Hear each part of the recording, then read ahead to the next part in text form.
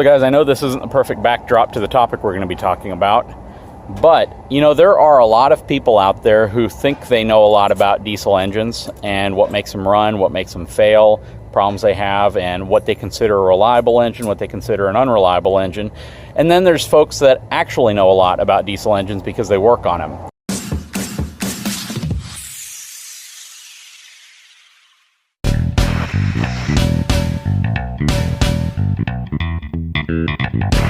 So I'm actually here with a buddy of mine named Justin, who is a diesel mechanic. And I wouldn't just say diesel mechanic, your whole deal is modifying, upgrading diesel engines, right? That's it, that's all I do. So I try to stay specialized. I work on the domestics only, Ford, Chevy, Dodge, Cummins, Powerstroke, Duramax, and it lets me really focus on what I'm trying to accomplish. So customers come in with various concerns, from having issues where the truck won't even run, all the way up to having performance goals and needs in mind. So we just try to sit down and break it down and say, okay, this is what we're trying to accomplish, this is what we have to do. A lot of people come in, they've been on the forums, they've been looking around, they have kind of a general idea of what they want and need, but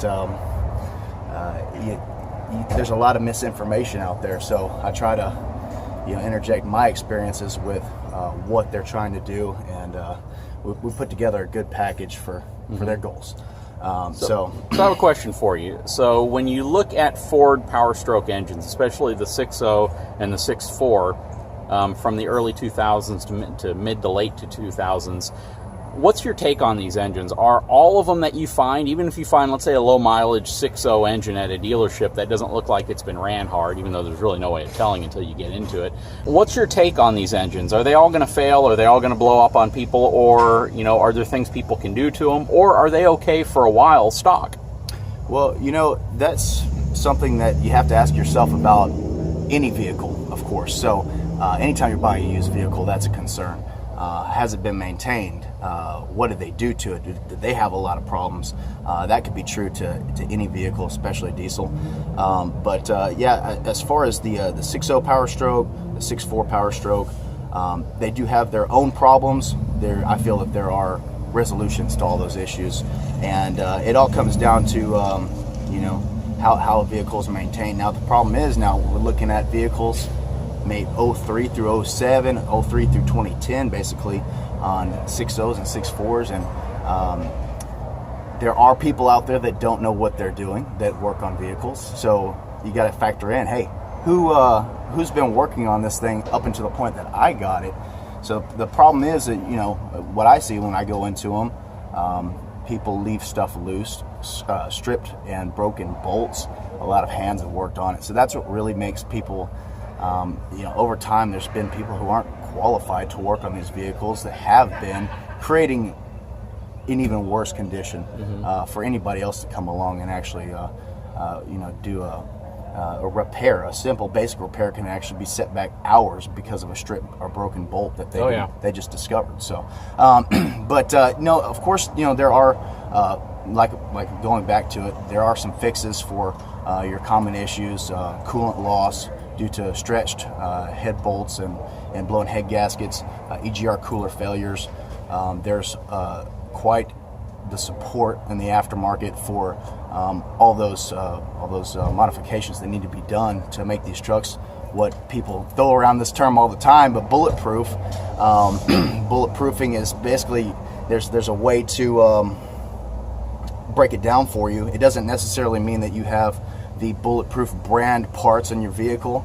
It's going to mean that your basics are done. You're going to have either your EGR deleted, or you're going to have a fortified EGR cooler. You're going to have ARP head studs and OEM gaskets. There are some aftermarket gaskets out there. May or may not be as good as OEM with ARP head studs. And then there's a lot of supporting mods that, whenever you have the engine apart, the STC fittings, the dummy plugs, standpipes, there's various fittings from the 6.4 that have actually transferred over to the 6.0 that are advantageous to put in while you're there. And yes, there's fixes for all this stuff, so these trucks can go another 500,000 miles. I've had a lot of customers come in that have over 500,000 miles on their 6.0 and 6.4s. So it's all depends on, you can do this stuff as preventative, or you can do it when it needs it. Obviously, it's cheaper to do it when it's preventative because things like the cylinder heads aren't cracked already. But there are fixes for these trucks. They are great, and there's stock trucks that have gone 500,000, 750,000 miles. So if somebody were to bring, let's say, a 6.0, 6.4 to you, and they wanted it made reliable, let's just say they don't want to use the term bulletproof, but they just want that truck to be a damn reliable truck for 300, 400,000 miles if they properly maintain it, what would that generally cost? Something like that. Of course, we're going to lift the cab, number one. So it looks a lot more intimidating than what it is, but in reality, we can have a cab pulled in an hour to 2 hours, depending on if there's any aftermarket accessories in the way. That actually allows us to look over the engine. As you can see on this one, there's not much to see except for the oil caps, the EGR cooler, and the top of the turbos. So in the intake, the batteries, that's about all you're seeing. You don't see the valve covers, you don't see anything that we're actually working on. So once we get the cab out of the way, things are a lot more streamlined. We can jump in there and pull the heads off, send the heads out to have them magnafluxed and checked out for issues with the valve seals, everything else. So, your typical job for a truck that's, let's just say that it needs cylinder heads on a 6.0, we're at about $6,500 with ARP studs, and that's when we're talking an all-stock truck, not one that already has some of these supporting mods already. So it could be less if you've already spent some money on the stuff that these trucks need. But that's really going to get you where you need to be to have a solid foundation. Of course, we're going to put a different calibration in the ECM to accommodate any mods that we do while we're in there. So the truck runs with no check engine light, and typically mileage will be increased just from the ECM calibration alone. So there's a lot of different combos for different folks, but your basic bulletproofing is going to be what's going to keep you on the road. Okay, so interesting, because you can find a really good condition 6.0 truck. I found a 2006 model truck that was in really good shape. It had about 100,000 miles on it a while back. This is a long time ago, guys. But the truck was only $12,000 because everyone's scared to buy them. And the truck was in good shape. It ran great.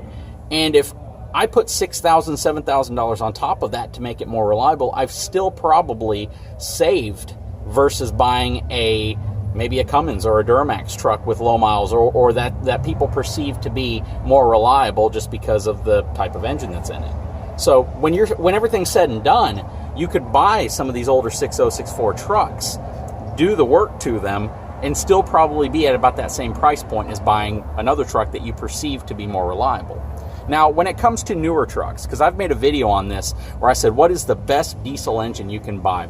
I know the older diesel engines can all be made to be very reliable. I know some of those older Cummins 12-valve engines, people will basically say are the best engines ever built. But my question to you is, and when I made that video, I told people 2013 and newer diesel engines from any of the big manufacturers are pretty damn reliable, except for the after exhaust stuff, all the DPF, all the stuff that you can't control because it's regulated by the government. Correct. Was I accurate in saying that? Are newer diesel engines inherently reliable compared to what I would say so. Really, the biggest concern with anything new is, of course, the after treatment on the exhaust fluid system, and then the EGR system. Those can cause premature failure to any of the new ones. Let's just say, for instance, someone had one without that equipment. This is the time to be in a diesel owner. We've got the most reliable engine transmission combinations ever. The 2011 Powerstroke with a 6.7 in it is fantastic. The 6R140 transmission, I would say, to me, is probably the best in the game right now. So as far as the combination goes, I give it to the Ford right now. There's of course, every one of them has an EGR. It has exhaust gas recirculation, so it has carbon going back into the engine that's opened up intermittently. The valve is opened up intermittently to reburn exhaust. That's stuff that can cause issues, coking up the intake, stuff like that. So let's just say that you had an off-road vehicle that you could take that stuff off. These are the best things you can do for these trucks, and it will extend the life of them significantly. That being said, You know, power-wise, you know, 7.3 engines, 12-valve Cummins are great motors. Unfortunately, all the trucks that are out there that have them in there are falling apart. They're too old. Everything's falling apart around a good running engine still. So if you want to buy a good running truck that's not falling apart, your options are, you know, we're going to go to back to 2011 or 2007, or which, depending on your manufacturer.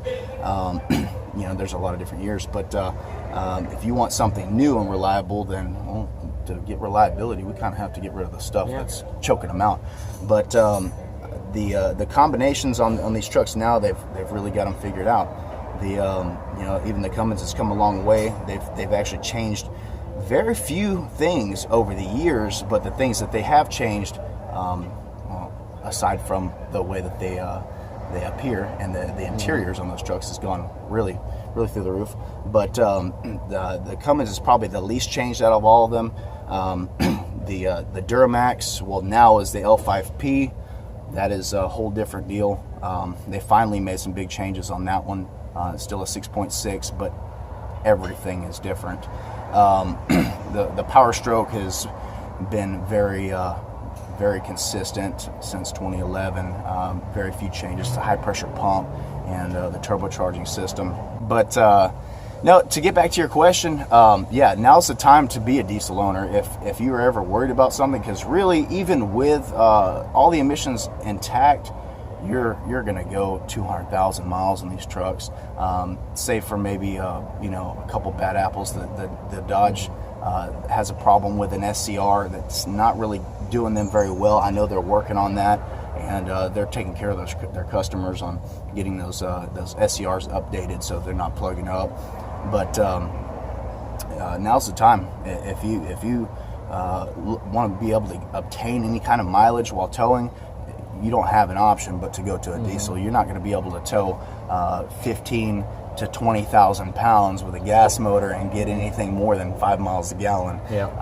You're going to go to a diesel engine, and right out of the box, they're more powerful than ever. You know, a lot of these trucks are 440 horsepower and nearly 900 or over 900 torque, depending on who you're going with.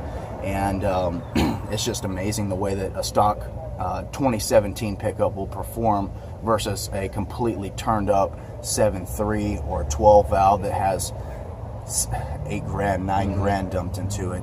And they can do it with all that nasty emission stuff all over it too, which is even crazier. Yeah, we've got corks on both ends of these trucks, and you know, just imagine how that truck performs with it uncorked. So, you know, there's options for all that stuff as well. Well, Justin, I really appreciate your time, man. And guys, if you have more questions, I don't know if Justin's going to be able to come onto my comments page and maybe answer some of them for some folks. So Justin's with SoTex Diesel, and again, he works on all of them. He would be the one to know, and you can tell just by this video that he knows what he's talking about. If you guys have questions, if you guys want me to interview him more and you want me to ask him some more specific questions, please leave them in the comment field below. He just is a wealth of knowledge, and he's taught me a lot that I didn't know about diesel engines, which quite frankly is probably a lot. But great resource. I'm going to try to have him back on my channel. Hopefully we can get him going with the YouTube channel as well, so he can show some of the cool work that he does. Yeah, and guys, mostly what I focus on at my shop isn't your day-to-day repairs. I do get some of those, and I'm not the most versed. And if you want to hit me with an off-the-wall question about, you know, a 6.0 that has a misfire you can't figure out, I'm probably not the most versed in that. But if you have something that's performance related, I can certainly guide you in the right direction, and we can take the right steps to meet your goals. Performance is mostly 99% of what we do, and in most cases, performance parts can actually solve some of the issues that you have. So that's what I focus on. And so specifically, if you have some questions about that, then by all means, ask up. Perfect, brother. Well, I appreciate it. Guys, he is about to tear this whole truck apart. He's going to be doing quite a bit of work to it, but the battery was dead, so this gave us time to chat about all this. If you haven't had a chance, please subscribe to my channel. You may see more of some of these vehicles now that I have someone who actually knows what he's doing with them. Take a moment to subscribe to the channel. I'll talk to you guys soon. Thank you.